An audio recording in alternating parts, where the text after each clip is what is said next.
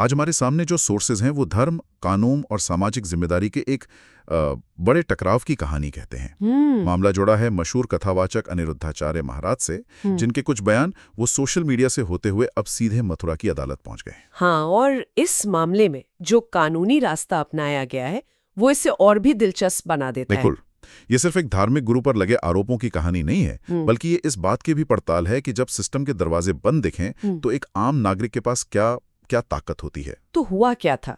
मैंने जब इन सोर्सेस को खंगालना शुरू किया तो पाया कि इसकी शुरुआत एक सत्संग के वायरल वीडियो से हुई। जी, इसमें अनिरुद्धाचार्य महाराज ने महिलाओं की उम्र और शादी को लेकर कुछ ऐसी बातें कहीं जिन्हें कई लोगों ने बहुत अपमानजनक माना। और जब इस पर हंगामा हुआ तो अखिल भारत हिंदू महासभा से जुड़ी मीरा राठौर ने पुलिस में शिकायत की।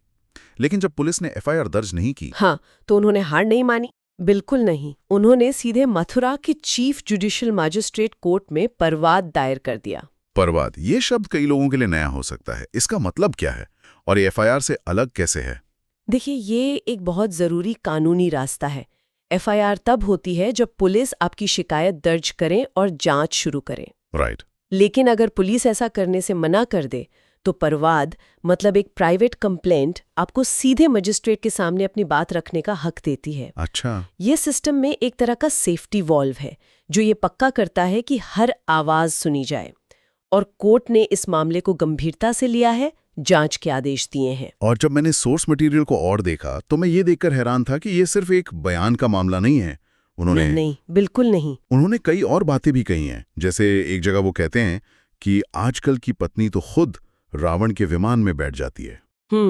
एक और बयान है कि तलाक इसलिए होते हैं क्योंकि पत्नी पति से ज्यादा कमाने लगी है। यहां तक कि लिव इन रिलेशनशिप की तुलना भी जानवरों से कर दी। इन बयानों को सुनना थोड़ा असहज करता है।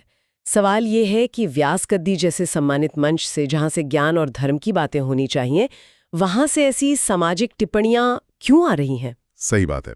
ये मामला इस लिहाज से भी अहम है कि हेट स्पीच की जो पारंपरिक परिभाषा है उसको चुनौती देता है। वो कैसे? क्योंकि यहाँ मामला दो समुदायों के बीच नफरत फैलाने का नहीं है, बल्कि एक धार्मिक मंच से सामाजिक मानदंडों पर टिप्पणी करने का है। और ये कानूनन एक ज्यादा धुंधला क्षेत्र है। अपनी सफाई में अनिरुद्धाचार्य का कहना है कि उनके बयानों को तोड़ मरोड़ कर पेश किया गया है और वो महिलाओं का पूरा सम्मान करते हैं। जी, ये एक जाना पहचाना बचाव है जो अक्सर ऐसे मामलों में सुनने को मिलता है।